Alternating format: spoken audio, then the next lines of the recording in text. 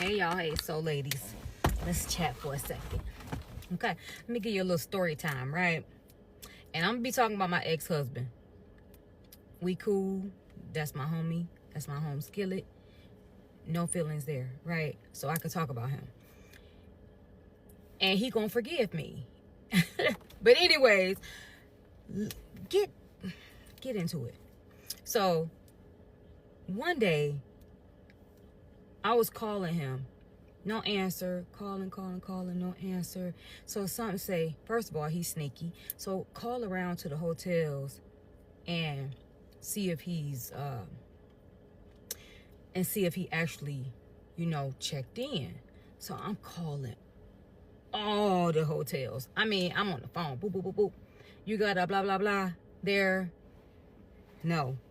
Call again. Call another one. Hello? Do you have a bloop, bloop, bloop there? No. Hang up. Call another one. In our hometown, we ain't have that many. So, it's a few. So, I'm calling. And I'm calling all of the cheap ones because, he was busting them down wherever they was going to be bust down at. But anyways, so I call another one. Bam. They say, yeah. So I say, okay. I'm going out there. I go out there, right? I'm all around the thing. Bam. See the car. So I'm like, okay. I ain't finna go knocking on all of these doors. Like, I can't do that. So I was like, I'm gonna sit back and sit out here and wait for a little while to see, when they come out. So I'm sitting there. I'm just chilling. I ain't even called my best friend because she would have been out there with me and it would have went. Listen, we would have been out there on some mess. Even though I was out there on some mess, solo dolo. But anyways, like, I didn't call his phone no more because I didn't want him to know, that I was still up and at it. Because it took me a little minute to get to find out where he was at. And I'm calling. Finally find it, get outside. I'm sitting out there. I'm just sitting. I started to fall asleep a little bit, but I'm like, dang, I wonder if I go in, like, they're not going to tell me his room number. So anyways, I go in anyways, and it was a guy, and he was like, I asked, I'm like, is bloop, bloop, bloop, is they here, and what is their room number? He's like, well, I can't give you the room number, but I can call up there. So anyways, I'm in the inside now, and I asked him, to give me the room number. And he was like, well, I can't give you the room number, but I can call upstairs to ask him if I can give you the room number, blah, blah, blah. And I'm like, nah. So I leave back out, and I'm sitting there, and I go back in, and I'm like, it's a surprise. I'm trying to surprise him, blah, blah, blah. Can I get the room number? He's like, no, I'm sorry. I can't give you the room number, but I can call back up there. And so I'm standing there. I'm like, can I use your bathroom? I go to the bathroom. I come back out. And I'm like, yeah, go ahead and call up there. And just don't tell him who I am. And I want to give you my name. He was like, I can't do that. And I was like, damn it. I was getting mad, right? So I left back out. I come back in like about 10 minutes later. And I'm like, yeah, you can go ahead and call. So he calls, and I'm being nosy. I'm looking right over the thing. I see the number that he typed in. Boop, boop, boop. Spidey senses. Yes, I'm a Scorpio. I'm going to find out some business, baby. So I'm sitting there. He say the room. I'm not even standing there waiting for you to even tell him nothing. You punch in the room number. Boop, boop, boop. I'm on the elevator now. I'm already on the elevator before. I don't know if he answered. I don't know what. I'm on the elevator. I get off the elevator. Second floor. I walk down the hallway looking for the room number. Get to the room. Knock on the door. No answer. I'm still standing there, right? I knock on the door. No answer. Still standing there. I ain't saying nothing. Knock on the door again. I hear somebody like stumbling toward the door. And the door opens. The door opens. Y'all, why is him standing there looking stupid? Girl, the way I... Boop, boop, boop, boop. Boy, listen. He was so drunk. Looking stupid and dumb. Boy, let me tell you something. All you seen was her jumping up. Naked. Running down the damn hallway. Bitch, my problem ain't with you. Even though... I was going after her. But, baby, in that room, I told that ass up. I told that ass up in that room, baby. And long story short, don't y'all go look. Yeah, so don't y'all go looking for no problems, because you will find them. You will find them. I was so embarrassed, y'all. I was so embarrassed because his little dusty ass was in there with a chick. She ran down the hallway. Look at boy, both of them was looking stupid. But anyways, my beef wasn't with her, it was with him. But anyways, don't go looking for stuff, because you will find it. And I just thought about that right now while I was driving, because it was so funny. And he know I talk about him like a dog with no problem. But it's all love. There's no love lost. We've been divorced since 2008. Ain't messed around since 2009. So he knows it's all love. But that was the craziest day or night, and the craziest little 2 hours of my life. And I would never do that again, ever. So don't do it. Don't do it, ladies. Okay? But if you do, take your beef up with him, not with her, because she don't owe you no loyalty. But that's it. That's all. I may have some stuff to tell y'all later, but as of right now, I'm about to take me a little nap, and y'all have a good rest of y'all day. Hey guys, I'm TK, and today I'm going to be doing a story time on how my sister got killed when I was 7 months pregnant with my daughter. So, it was a normal day, and I was with her earlier that day, and I had went to my mama's house that morning, and our kids is the same age. They both won, but she had him in May, and I had my daughter in June. So, we normally dress them exactly the same, except for he a boy and she a girl. So, she was like, Takeem, get up. Come on, we're finna go to Walmart and find the kids some clothes. But before I go to my mama house, I'm on Facebook arguing with my ex-girlfriend. And it just got to the point, like, I understand I'm pregnant, but at this point, I don't give a care. I don't care. I don't care. We can fight. Where do you want to meet at? And my sister like, promise y'all, no lie, my sister has never told me, no, we not about to go fight them. My sister's all for it. Like, she with whatever I'm with, and we on whatever. She like, no, you too pretty, you pregnant, you don't need to be fighting. And I'm like, what the hell going on with her? So she like, come on, we finna go to Walmart, go get the kids something to play in, because we're going to Uncle Baldy's. My Uncle Baldy stayed in the hood, where all the hood niggas be at. Everybody out on the block, you know. So, we go to Walmart, but I'm still arguing with this girl in the process. So I'm like, bro, fuck Walmart. I'm not even going in here to get the clothes. I mean, sorry for cussing. Forget Walmart. I'm not even going in here to get the clothes. So she like, man, come on, we finna go get the kids clothes. We're going to go put that clothes on. And we finna have fun today. Like, it's sunny outside. It feel good. Mind you, it felt great outside. So I'm like, something ain't right. So, we leave Walmart. We get the outfits. We leave Walmart. We go back to my mama's. And we pull up in the hood. But when we pull up in the hood, my cousin that my sister was beefing with, I ain't gonna say beefing with, but they both had their disagreements, and wasn't nobody dealing with nobody, so it was what it was. So we ride past, and we about to get out, and we went to go park the car. So we got the kids out. Mind you, my other cousin, her daughter was born in February, maybe January, I can't remember, but might be February. No, it's January.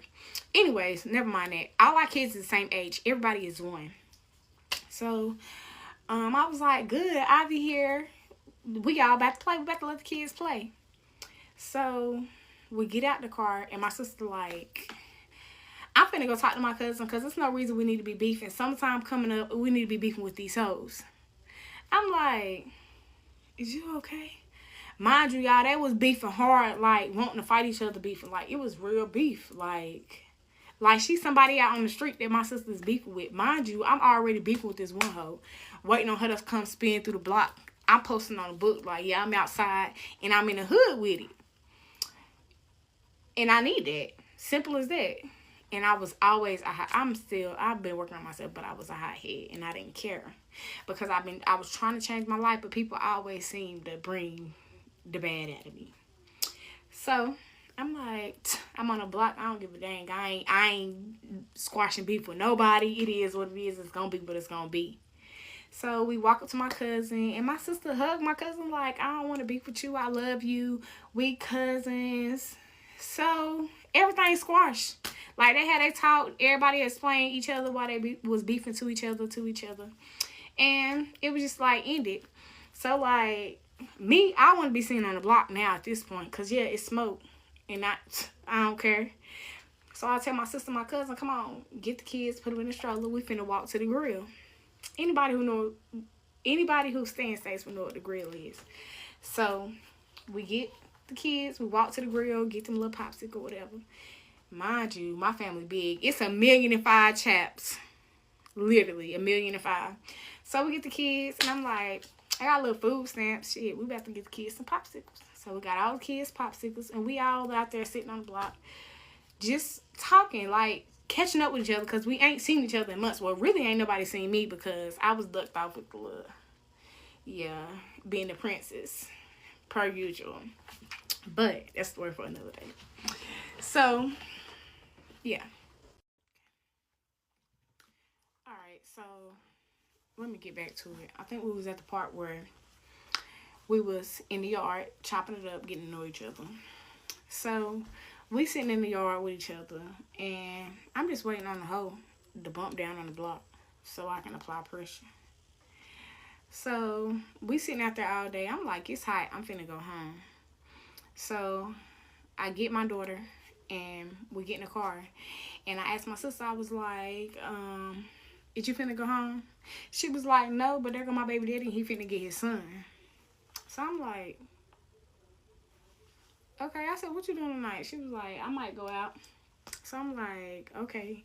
So she bumped down on her baby daddy, bumped down on her like, yeah, you watching Tyon tonight, and that's what it's gonna be. He was like, I got something to do tonight. I got plans, da-da-da. So my sister godmama, who raised us, like, she used to watch us for my mama and stuff. Sometimes, not really me, but my sister, the one that passed away, that was her godmama. And, one of her godmamas. So, she had called her. She was like, man, Boo Hill tripping. So, can you watch Tyon for me? Because I want to go out tonight because it's still my birthday. So, I'm like, she was like, yeah, we can bring him over here later. So, I was like, so you want me to take you home? And she was like, nah, mama gonna come over here in a little bit. So, we'll just get a ride back across with her. So, me and Tiela, we hop in the car, and we go to Tia at the shop. So I go to the shop. She doing a tattoo, and I was like, oh, I don't think I want to be here. So I'm going to go home. But while I was there, this girl was like, can you do my nails? And I was like, I don't think I want to do nails today, but I can get you in tomorrow. She was like, that's fine. First thing in the morning. I said, bet. So I go home, and I'm eating the seafood that we made the night before. And then I end up, it's like 6 o'clock, and I end up falling asleep. Around 8, my sister called me like, I need your ID because where I'm going, we might be going to the club, but we going to this party in the country. So I'm like, all right. But the party that she was going to was one of her little people. So I guess she was just trying to go out there to be seen. Knowing her, knowing us, I get it. But I was like, all right, you can get my ID. So she was like, please, can you come out with me? I'm like, nah, I don't want to come out. Not tonight. I ain't really feeling it. She was like, man, it's my birthday. You didn't even go out with me for my birthday. I'm like, I still don't want to go out tonight. So we on the phone just chopping it up, and she telling me shit, and we just chopping it up. I was like, I'm fucking mad at you because you ain't let me beat that bitch ass. I mean, sorry, Tip Top. You ain't let me fight that girl. She like, I ain't want y'all to fight. And I was like, it's alright. She was like, well, can I use your ID for the night? I'm like, shoot, yeah, you can use the ID. You gotta come get it though. She was like, I ain't got no ride. I was like, you better tell mom come bring you to get it. So she was taking forever to come. So I ended up falling asleep on the couch. So as I fall asleep on the couch, she ended up coming about 9:10. I don't know what time. Between 9 and 10, she ended up coming to get the ID. And she was like, you better be glad I found me a ride. I said, no, you better be glad you found your ride. She was like, can I use your car? Use my car? Miss girl, no. Now you're reaching a little bit too far. ID, A1, okay. My car? So, she was like, all right, it's all right, because when I get my taxes, you want to drive my car. I said, no, I'm not. But whatever, girl, all right, you got it. So, then she couldn't even drive. Everything she drove, she hit somebody's damn car. My mama used to tear her ass up for her. But anyways, never mind that. So, after she leave, I was like, in my head, I'm thinking, that's my girl. Like, this really my twin. I fuck with her. So, I end up falling back asleep. And I stayed asleep. My Tia came home. And she sat on the couch with me while I slept. And then she went and got in the bed. And then I think it was like 12:45. Something told me to get up. But when I sat up, it was like weight on my shoulders. So I sat up. Y'all know what? I'm lying. You know what? Now that I'm thinking about it, let's get back to it. So now that I'm thinking about it, I didn't sit up yet. I was on the couch having a dream, but I couldn't come out of it. Like, I couldn't wake up. So y'all know how they be saying, like, the devil riding your back? That's how I felt. Like, I was being held down in my sleep, and it did not want me to wake up.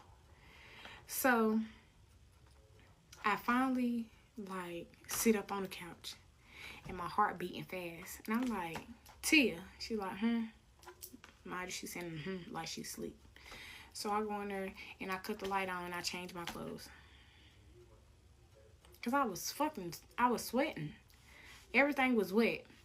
So she had got Tiella for me, and both of them was already in the bed asleep. So I finally get in the bed, but I can't go to sleep because I'm shooken up. So as I'm sitting there, I'm scrolling on Facebook, and I'm seeing everybody partying. Like, everybody is partying. And I'm watching everybody, like, stories and stuff, and everybody's, like, living. I'm like, dang, I might have should went out, but nah, I ain't feeling going out right now. So I ended up falling back to sleep. So my Snapchat is ringing. So I'm like, who is calling me on Snapchat this many times? So I sit up at my bed, and when I sit up, I answer the Snapchat, and you hear nothing but ruckus. But you hear people, like, screaming. Like, everybody is screaming in the background. So I'm like, hello, hello. And I hang up the phone. But I didn't read who was calling me yet. It was my little cousin, Josiah. She called me back. So I'm like, hello? She like, Nanky just got shot, and she out there laying in the middle of the ground. So I'm like, what you mean Nanky just got shot? She like, they was out here, and next thing I know, I heard gunshots, and Nanky out there laying on the ground. So I'm like, it's not registering to me. Like, I'm like, so what's going on? She was like, your mama out there, and she out there, and they saying she ain't breathing. They saying she ain't breathing. I said, I'm on my way. Me saying I'm on my way, it took me 15 minutes to get out the house because I'm sitting up here walking around in circles in my room. Mind you, I don't have no clothes on. I just have on a t-shirt. My daughter don't have no clothes on. Tia don't have no clothes on. And when I hang up the phone with her, I drop to my knees praying to God. That's the first thing I did. God, please don't take my baby sister from me. You can do anything in this world to me. Don't take my sister away from me. Not right now. So I'm sitting there, and I'm on the floor, and I'm praying to God, praying. Until, like, get up, we gotta get over there. So I'm looking for my car keys. She was like, just go. I keep Tiella. I'm looking for my car keys. I can't find them. nowhere. Like, nowhere. So she was like, here, just take my car. So I stayed on the opposite side of town where my sister got shot at. And it was like 5-7 minutes to me getting to where she was. So I hop in the car and I'm driving. But on my way there, it's not registering to me. I'm on the side of town with the hospital. So they fitting be coming across here, coming to this side of town. So as I'm driving, I'm on the phone with my little cousin. I'm like, what's going on there? She was like, they put her in the ambulance. Your mama them still out there. Your mama was doing CPR on her. And I'm like, God, please. The whole time I'm driving, I'm like, God, please don't take my sister away from me. So in states where you got to pass the tennis court and then you coming up to the bank. But as I'm coming up to the bank, they go to Southside. The state trooper is blocking the road off so the EMS, so there's no traffic, so the EMS can get her to the hospital. So as he blocking the road off, I did a U-turn in the middle of the road because my cousin had told me that the EMS is on the way to the hospital. I did a U-turn in the middle of the road. He come following me. I'm going to the hospital. By this time, I'm not stopping. There's no stopping this car until I get there. So that's just what it was going to be. Okay. So, like I said, I did a U-turn in the middle of the road as the state trooper is blocking off the road. I most definitely did a U-turn in the middle of the dang road. I did a U-turn, and he was coming after me. As I'm doing the U-turn, I'm on my way back to the hospital. But I passed the tennis court. I turned the tennis court, and I'm about to be right here at Food Line and stuff, where the viewpoint is to go to the hospital. So I'm not stopping. Got my 4 ways on and everything. I'm not stopping. So you're going to have to come get me. This is just what it was going to be. So as I get to the hospital, the state trooper, I pull in front of the emergency room thing, and I jump out the car. He was like, ma'am, why you didn't stop the car for blue lights? And I was like, my sister just got shot, and they said they was on their way here, so I wasn't stopping for you. So he looked at me, and as he looked at me, the fire truck and the EMS is pulling in. But as the EMS is pulling in, they pull up and back in. But as they backing in, I look in the back of the EMS, and it's a firefighter, a dude firefighter, on top of my sister giving her CPR. That broke me down to my knees. So I'm like, God, please, please just save her. Just save her. That's all I want you to do. Just please save her. If you don't do nothing, just save my sister. Her son need her. More than anybody in this world, her son need her. So I'm just out there, and the police like, I need your license and registration. I said, sir, I'm be honest, I don't have anything. And I'm just sitting there praying. And I'm praying, and I'm praying, and I'm praying. So when I hung up the phone with my cousin, music started playing out my phone. And what's that song called? There will be mountains that I will have to climb. That started playing on my phone. And the police officer that worked at the hospital, he was my old SR officer at my high school. He grabbed me and hugged me. He was like, she gonna be okay. And I said, please help her. Just help her. So I'm like, please just let me go back there with her. She don't have nobody back there with her. She need me. Just please let me go back there. They was like, no, the hospital on lockdown. We trying everything that we can for her. So I'm sitting out there. My mama and everybody pull up. All my cousins outside the hospital. We all out there. And I'm just out there. And I'm sitting on the steps. And I'm in a daze. Trying to figure out what went wrong. So the people that was out there with her, I'm asking them, like, what happened? What happened? And they was like, she was twerking in the middle of the road. That everybody was out in the middle of the road. She was twerking, and they heard gunshots, and she ran through my uncle's yard. and she bent down behind my mama's car that was parked outside his house, because I guess they had a cookout or something there. But my mama's car was still there. And she bent down behind my mama's car. And when she bent down, we seen her fingerprints. She bent down, and when she came back up, she got shot. But when she got shot, she didn't know she got shot because her adrenaline was still running. And the bullet went straight through her heart. So when she got shot, she's still running through the yard, but she hit it's like a hole in the yard, and she hit it, and she fell, and she got back up. And she ran to the side of my aunt's car, and her door was locked, and she was pulling it. So my aunt unlocked the door. And the last time that she went to go pull the door, she dropped. So I guess everybody, I don't know.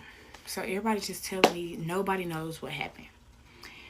So we just sitting outside the hospital. We sitting out there for like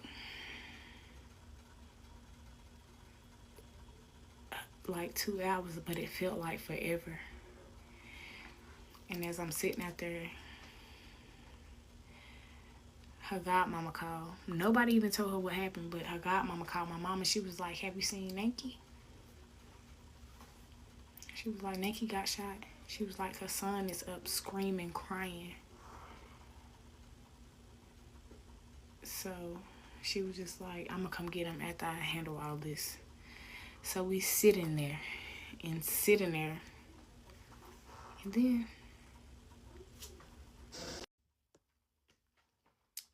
so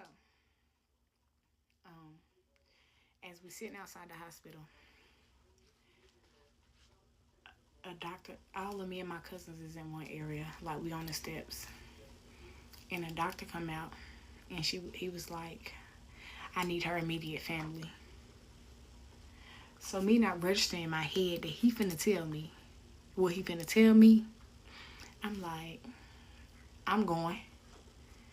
So we all, me, my mama, my oldest sister, my cousin who like a sister to me, and my aunt, and my stepdad, my dad, and his wife. We all in this room. They take us in the hospital. I'm thinking they taking us to her. They take us in this hospital, and I remember he taking us around the corner, and he take us into a room, and he was like, "I'm gonna come back because I have to have another doctor here. So I'm gonna be right back." So my older sister, she like, "Y'all, my stomach is bubbling. I have to go to the bathroom." So as he come back in as she going in the bathroom, she was like, "Y'all can just tell me what happened. I can hear through the door." So I'm like, it's too much going on in here right now. So we sitting there in the room. It's full of silence, nothing but heartbeats. And the doctor look at my mama and say, "The bullet went through her heart, and there's no way that we can do the surgery that we need on her here." I was like, "So why y'all don't airlift her? Why did they even bring her here if y'all can't do anything?" He was like, "I'm gonna be honest. If we put her in the air, she's going to die. She's going to die in the air." So he was like, "She's up. And she's alert. And if y'all want to go say any last words to her, y'all can." And I remember my cousin my aunt running out the hospital. Like, she just take off running. And I'm looking at my mama and my daddy flipping the chairs over. And he locked my older sister in the bathroom, and she beating on the hospital door. And the doctor let her out. And I'm looking at my mom, and my mom is so devastated. Like, and mind you, my mom was just out there doing CPR on her. So she got blood everywhere. On her hands, on her clothes, and she got on a nightgown. She was coming from home. She came from home, all the way from home. She didn't stay far, but she left home to go do CPR on her baby. So I remember going into the room with my mama. But as I looked at my sister, look in the room and I look in our hospital bed, her hair was turned to the side, but she had on my jacket. And it was bloody. Everything was just bloody. And I just remember, like, my mama talking to her. And my mama was like, it's okay. You can go if you want to. And they was untubing her. And I remember her saying, just take care of my son. And that's the last words I ever heard her say to anybody. And as I was sitting there still in the daze, sorry, I don't know where my head at. As I walk outside, everybody like, is she okay? Is they doing surgery? And I was like, she gone. And I fell to my knees. And I just remember everybody just like on top of me, hugging me like, I'm so sorry, Takia, I'm so sorry.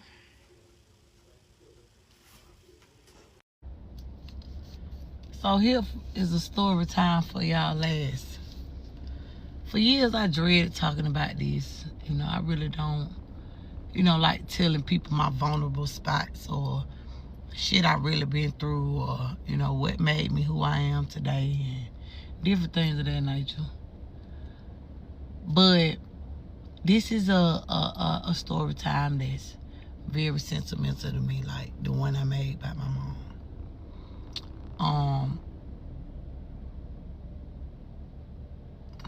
I don't even know where to start. So I'm gonna start where I remember. One day I was sitting in my grandmother's living room. I had to be every bit of 5 or 6 years old because I'm 7 years old, 7 years older than my baby sister Tiara. My mom was pregnant with her, and I remember like it was yesterday, the knock on the door. The knock was like a shocker to me because before people, back in the day when I was younger, before people came to your house, they would let you know that they were on the way. And my grandmother wasn't expecting anybody. Neither was I, because people didn't just pop up at your house. They let you know that they were coming. Yeah, so like I was saying, back in the day, people wouldn't pop up on you. They would let you know that they was on the way. But this particular day, it was a sudden knock, a knock that it was either an emergency knock or somebody we was never expecting to see that was coming or that came and knocked on the door. So the knock was like, I never forget it. My grandma, she sat in this chair, this rocking chair that was right by the front door. This was her retirement chair because my grandma had worked for Emory for over 30, 40 years.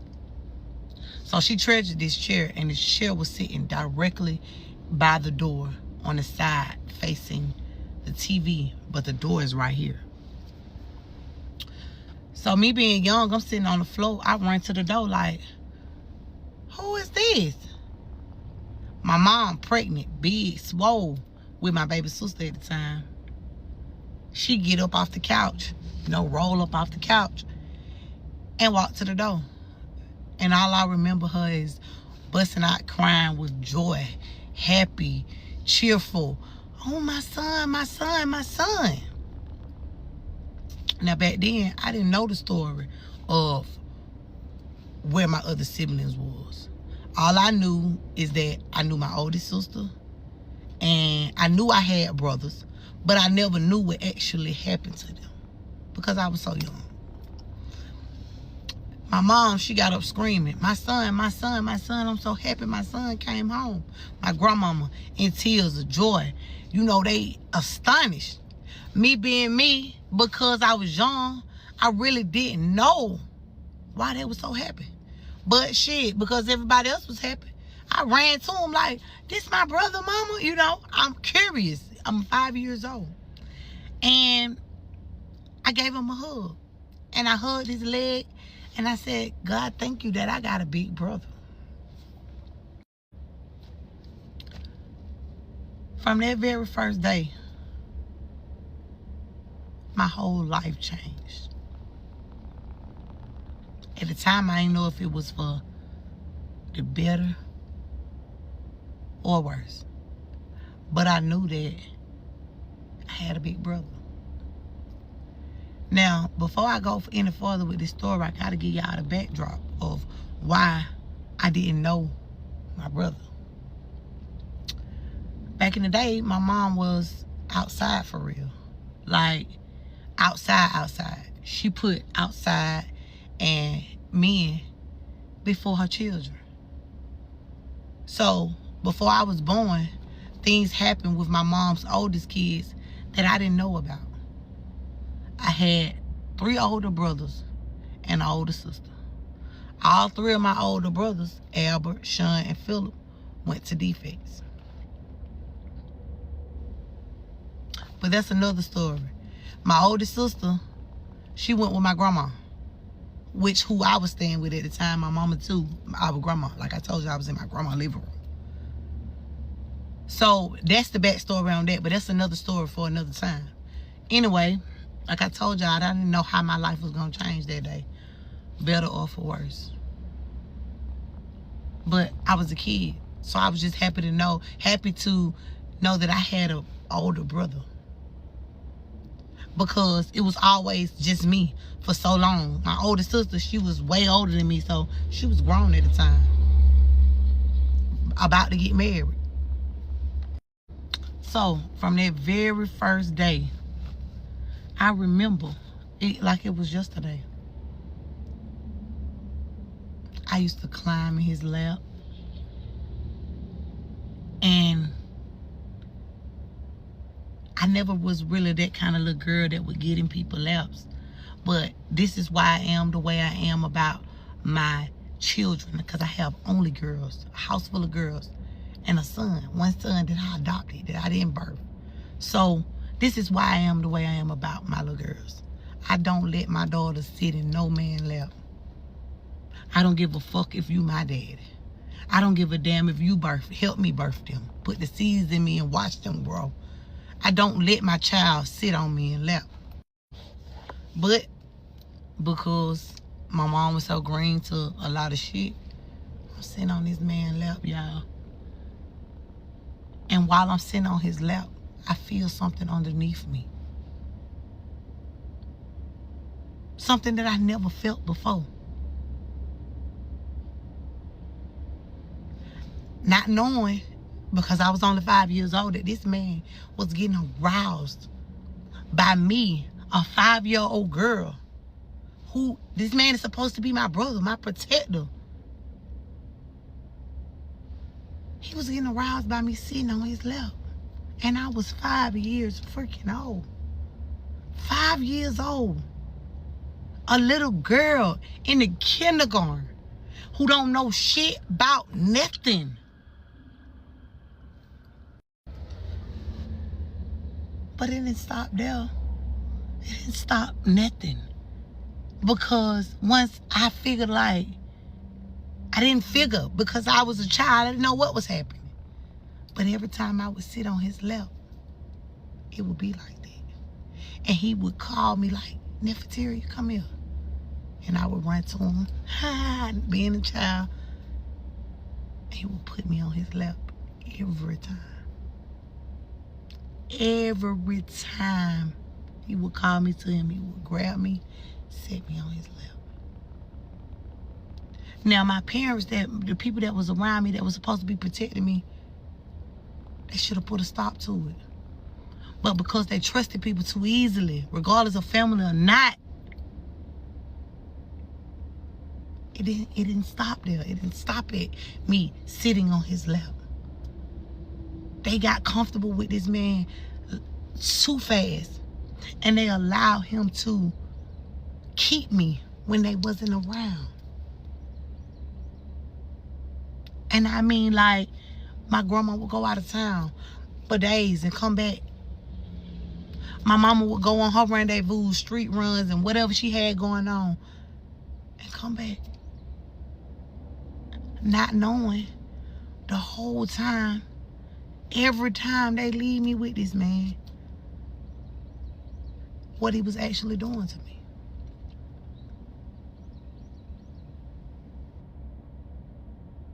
I used to be so fucking mad at my family because I felt like they allowed this shit to happen. Now I can get in depth on the first story time, but I'd rather just keep y'all in tune.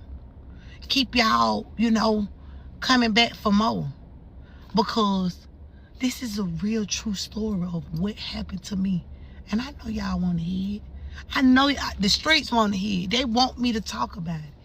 People even ask me, nephew, why you ain't made a story time about what happened with you and your brother?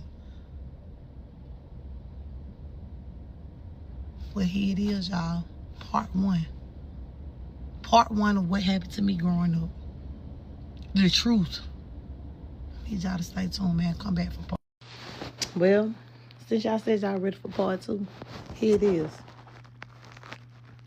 So, I left off in part one where I was letting y'all know how comfortable my grandmother became with him so fast.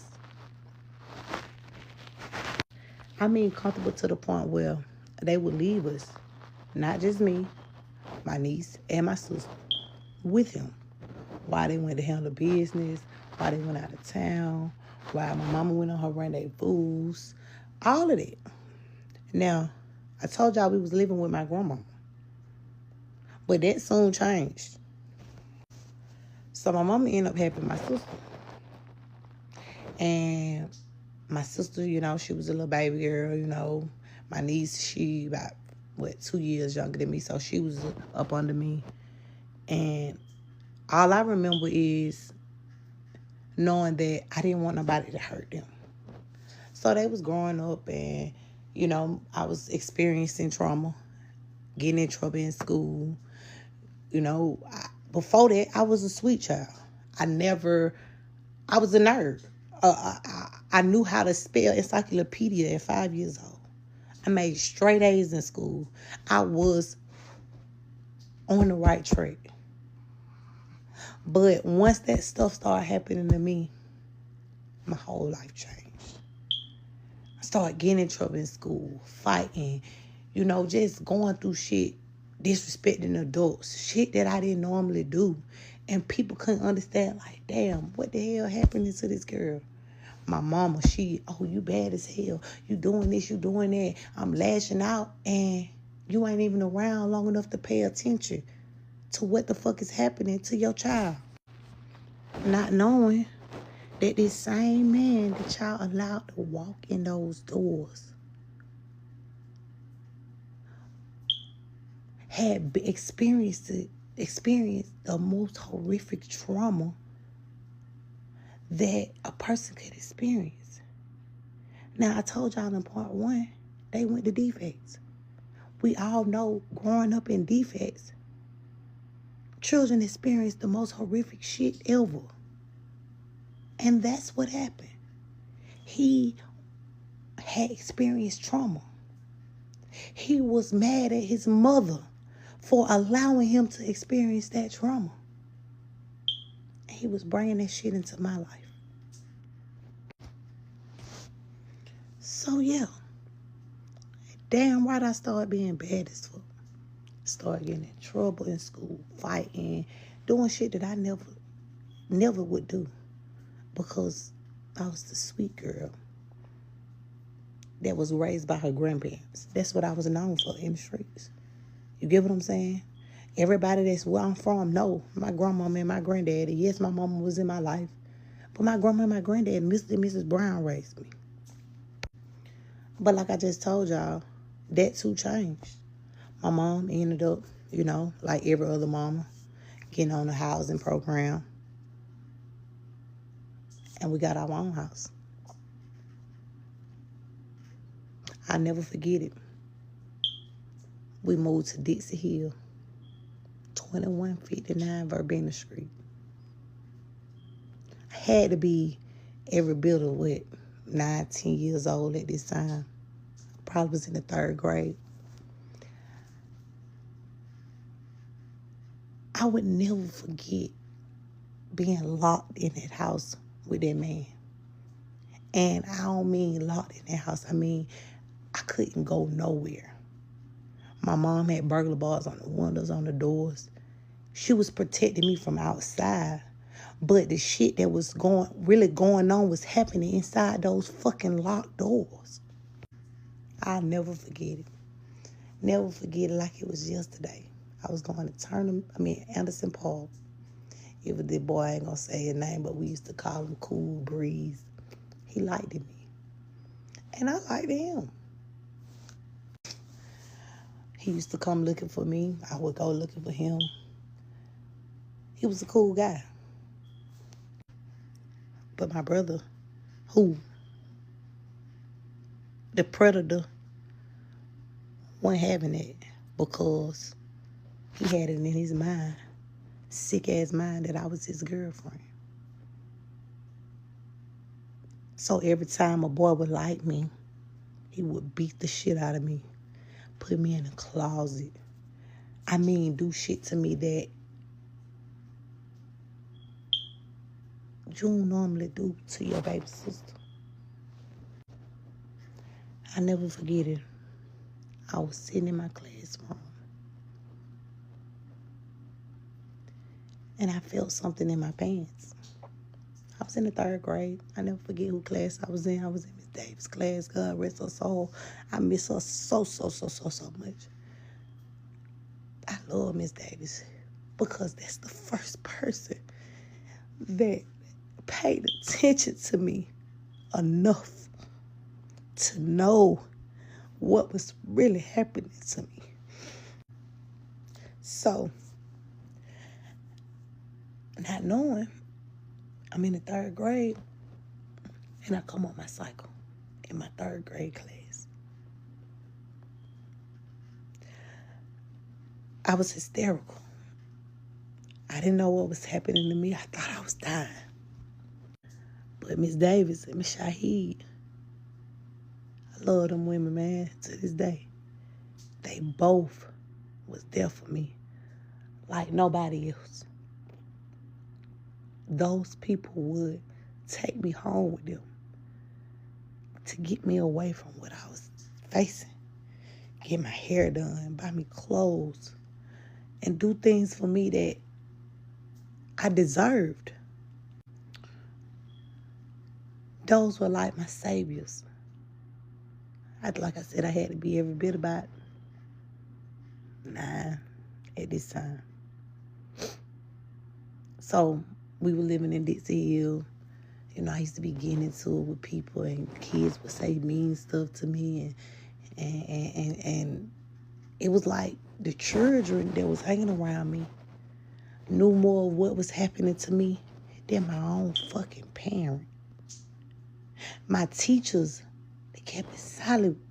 Didn't tell, didn't call defects, because I had already expressed to them what I was facing, and I didn't even have to say a word. So, like I said, my mom was on the housing program. We ended up moving from Dixie Hill. We moved back to the west side. Well, it's still the west side, but we moved back to the neighborhood. By this time, I'm probably about 12, about to be 13, in the 6th grade. So now I've been telling y'all all the little stuff to get to the big shit. So today, right now, if my brother is 45 years old, and when I met him, I was 7 years old, and I'm 34 years old, that means he's 11 years older than me. So I told y'all I was 7 years older than my baby sister, just to clear the air. So when I met him, I wasn't 5. I had to be 7. So I was 7 years old, probably in the 2nd grade, just to clear it up. I was in the 3rd grade when I was 8, going on 9 years old. So I can clear that up. And when I was 9 years old, he had to be every bit of 21.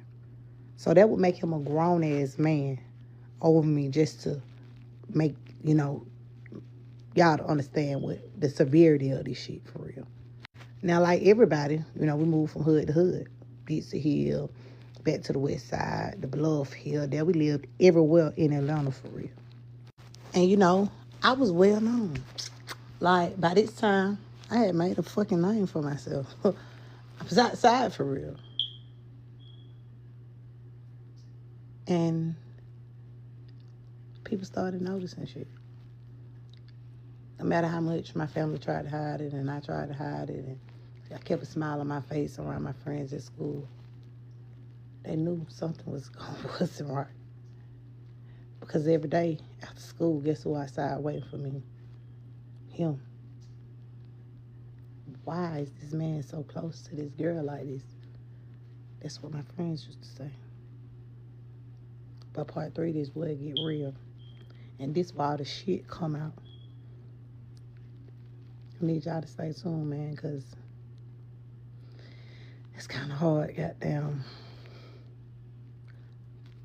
But I'm going to go detail for detail. Part 3. Anyway. So y'all good people been waiting for part 3.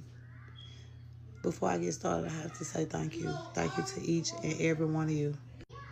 And I appreciate you guys from the complete bottom of my heart. Thank you for your sympathy, your empathy, your sorries, I appreciate each and every one of you. So where I left off in part 2 was when my family moved from Dixie Hill, we moved back to the Bluff. I went back to Kennedy Middle School. I think I was probably in like the 8th grade. I think I was probably like 13, 12 years old, 12 going on 13 years old, in Coach Rambo class. I'll never forget it. I feel like this shit just happened to me yesterday, y'all. That's how deep this shit got. So, once we moved back to the west side, started been hanging with my crew. My friend, Jam, my ex-friend, my still friend now to this day, DeQuilla.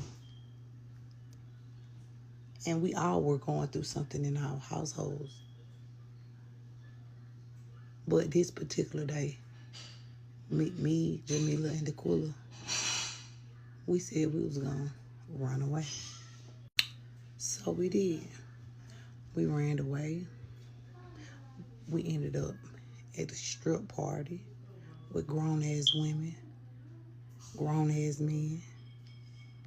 We met 3 dudes who were way older than us. But somehow or another, them dudes knew we was going through something. They took us to this hotel on Old National. I'll never forget it. Like it was yesterday. They brought a Waffle House. They were very nice to us. Now remind y'all, we were already grown as fuck doing grown shit. I'm not gonna lie, I'm not a liar. Because I stand for the truth. You get what I'm saying? The dude I was talking to, his name was Tony. Well, at least that's what he told me his name was. He held me the whole time I was there, treated me like a little bitty baby. He did not sleep with me because he knew I was too young to be with him. Now remind y'all, we were still in school. Y'all know my mama don't look for me. And ain't no telling how the lunatic feeling at this time. But that should have been a sign to my parent, like, damn, my daughter done ran away. She ain't never did nothing like this. But yeah, my mom should have been like, this ain't never happened before. What's going on with my daughter? Why is she not home? Now, remind y'all, like I said, we were still in school, so I know these folks looking for us. Like, they really looking for us. So, we there for a damn week in a hotel with grown-ass men. Now, honestly, truthfully, I can't recall everything that happened at that hotel, but I will say those men treated us with the utmost respect because they had daughters. And now one of those men slept with either one of us. So after we left the hotel, where else we gonna go? It's time to go back home. Now we gotta face the music. I get home, I walk through the door. My mom falls to her knees like, oh my God, my baby, this, woo, woo, woo, woo, woo. And in the back of my head, I'm like, I don't really want to be here. I only came back because I don't have nowhere to go. The next day, we got to go back to school. We get back to school. Everybody was just like, man, they was looking for y'all. Woo, woo, woo. This, that, and the third, man. Where y'all was? Y'all ran away. Woo, woo. You know, like kids do. Me being me, I was at a point in my mind where it was up. I ain't give a fuck. I'm about ready to take off in these streets head first because I can't stay at home. So one day, I get real sick. I'm throwing up. Can't hold nothing on my stomach.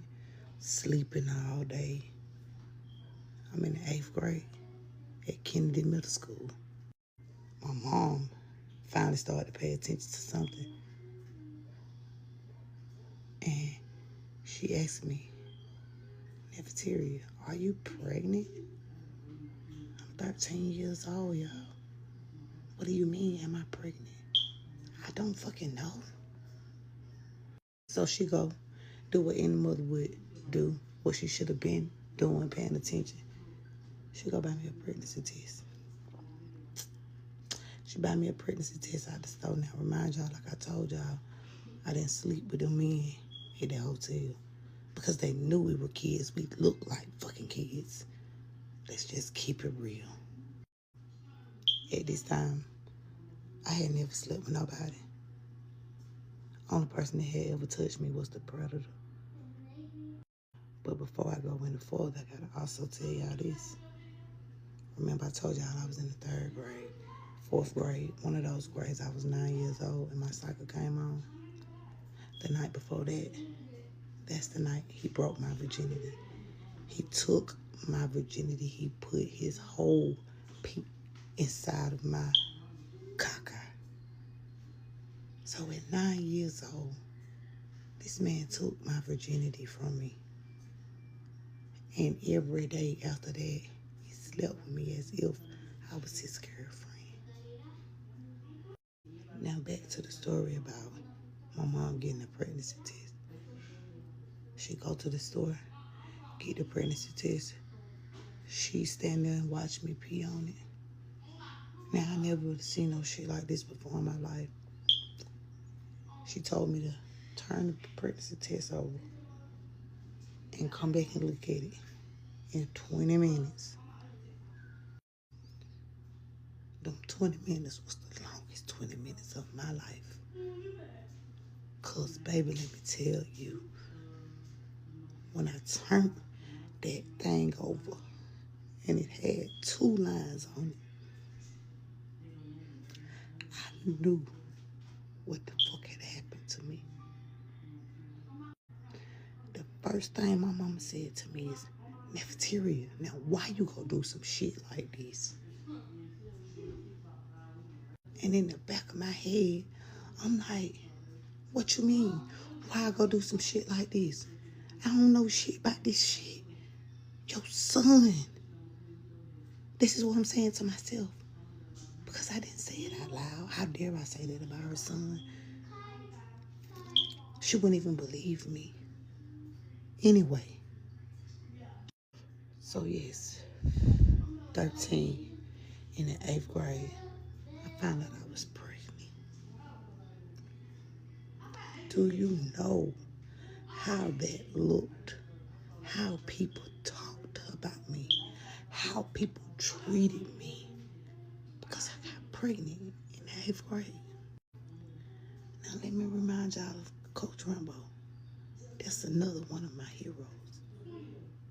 Because that man, regardless of what I was going through, he saw that light in me. Just like Miss Shaheed, just like Miss Davis. And that whole time, that whole year that I was in his 8th grade science class, when I went in that class, he would let me sleep. When I went in that class, he would let me eat. When I went in that class, he always had something for me. So my whole 8th grade year, I was pregnant by my own goddamn brother. You know, people talking. My cousin get wind of it. She's seeing defects. Cause at this point, like, it's like y'all don't give a damn about this girl. Y'all know she pregnant and y'all ain't took her to no doctor. Y'all ain't planning for her to have an abortion or nothing. Y'all gonna just let her have a baby and she only a baby. This is what I'm hearing. But that's part 3, y'all. But that ain't it. This is only where it begins, y'all. And I need y'all to stay tuned to come back for part 4. Because if you think that's just wait till you find out what happened afterwards. After I got pregnant. No child should go through what I've been through. Come back for part. Are you gonna tell me what's going on? I would, but I think explaining it might give us both an aneurysm. So I am going to be doing a little girl's hug. I'm gonna get straight into it. I met somebody in December. He approached me first while I was at my mailbox getting me some mail. I kind of knew who he was, knew of him a little bit, but anyways, not even a week into us talking, I go over to where he's at because he invites me over there and he eats me out and he eats my butt as well. I'm not gonna lie about anything. I'm just gonna go ahead and say, because I'm grown, I know that that's too much information and that's not very classy of me. But yeah. So you know how girls are. How girls are with their friends, they tell each other things like, "Oh, girl, he just took me on a date. Oh, girl, I just left this house." Well, I had this one friend. I don't really be talking to her no more because it is some just other weird stuff. But before I even got into talking with him, I had asked her if she knew him because I'm not from this area. So she is. So she knows a little bit about the people out here. And she said that he used to talk to her friend and they used to mess around and stuff. And she said that she thinks they still mess around. But I still proceeded to talk to him. I'm not friends with her friend, by the way. But so when I had left from being with him that night, I called my friend and I was asked "Girl, where you at?" She's like, "Oh, I'm at so and so. Where you at?" I said, "I'm leaving this dude house." She's like, "I know you're not talking about so and so. I know you didn't go over there." So she called her friend that supposedly used to also mess with him and told him everything that I told her. Then she got back on the phone with me and she was like, "I'm not gonna lie, I just told her what you just said." That was weird as fuck. Then the friend went back and told the nigga, and the nigga blocked me because that was childish and that was pillow talking. And to this day, he kind of really don't want nothing to do with me. And I be trying when you find an ear, that's something you want to keep. I didn't do nothing with him besides get ate and go home. So when you find, something like that, you want to try to keep up with it. But now I can't keep it because bitches is running their mouth. Bitches that you so-called thinking they your friends running their fucking mouth. And to this day, I still be trying to get back in his good graces because it's March. It's literally March 2nd. Right now it's fucking March. Like, bitch, that shit happened in December. Like, I'm trying to get back in good graces. Like, that shit fucked me up so bad. And I just hate friends who are like that. Because, bitch, like, why would you do that? Then the dude's friend, the dude has a friend that's been plotting on me for years, trying to talk to me for years. And I didn't know they were friends until about a little bit afterwards. But I did try to reject the friend, but he just kept on going and just kept on going. So I'm like, okay, well, I'm finna show you why I'm telling you that you shouldn't talk to me. And I don't want you to say shit when you find out what type of person I really am. Because I told you to leave me alone. I told you I'm not interested. You just keep on going, right? So I let the friend take me out to eat. When we sitting down and eating, she's like very ADHD-ish, like so jittery, like nervous, like he's never been around a bad bitch before. And yeah, and so, you know, for the time that we're talking, he's just acting like very like clingy and like a fan, like I've been wanting you for a little minute. I want you to be my girlfriend. Mind you don't even know me, but okay. And yeah, so it gets to the point where he's trying to like do stuff with me, like sexual stuff. I'm like, well, whoa, no, I don't want to do anything with you. I'm not doing anything with you. No. So then he ends up finding out that I did used to talk to his friend, you know, the one that, you know, my friend went and ran her mouth about. And so they ended up having a conversation about me. And he ends up telling him, the dude ends up telling the other dude, yeah, you know, she got a good fat pussy. I'm like, what? The fuck? What? It's like, what? So he runs back and tells me what he said. And I'm like, well, why y'all talking about me anyway? He said, because you was just texting him. You was trying to apologize to him about some da-da-da. And he told me that. And it's like, why you so fucked up about him? Why you can't be fucked up about me? And it's like, that's fucking weird. Like, I don't want to be in this situation. And I still be trying to talk to that dude to this day. I don't even want the friend. Like, I went out to eat with him 2 times. I just can't see myself talking to him. Plus, he's this dude's friend. I really want this dude. I don't even want him. It sounds crazy, but it's really not, okay? And then I know that he'd be like, because I be telling him, like, I'm not gonna lie, I still like your friend. I don't think we gonna work out. You try to talk to somebody else or something. And I feel like he be trying to tell the nigga, like the friend be trying to tell the nigga stuff about me to make the nigga not want to talk to me or make him not want me and stuff. Because you, like, men don't treat women like humans. They treat them like objects. So when it comes to 2 friends that are interested in the same girl, it's gonna be like, yeah, you can have her, you can have her, you can have her, you can have this, like this, like they're talking about you like you're an object. You can have this, you can have this. I don't want them. I don't neither of them. I never had sex with either of them. But yeah, the one that, you know, my friend ran her mouth about, he did go down there and do his thing, but I never had sex with either of them. Edward, please, I can't keep doing this. Bella, your eyes in the twilight. That's That was crazy. That was crazy. A little story time update on the little story time that I just did. Not really update, but a part 2, because there's no update. Everything I said is up to date. But basically, to sum it up, I met this dude and my friend's friend. Okay, the friend of my friend was also talking to this said dude. And when I told my friend about, like, how I linked with him and stuff, she went back and told her friend. And, you know, she did this while I was on the phone. She put me on hold. And she was like, I'm not going to lie, I just told her what you said. And she said she doesn't like you. That was very weird of her. She's not my friend anymore. I don't like her for that. It's weird. And after she did that, the friend went back and told the nigga, and the nigga doesn't want anything to do with me. He said I was childish. He said I was lame for that and stuff, all because my friend opened her mouth about me and him linking. But the nigga's friend, it turns out his friend has been warning me for years and stuff and stuff. And I let the friend take me out to eat twice. I'm not interested in the friend. I would never take the friend seriously.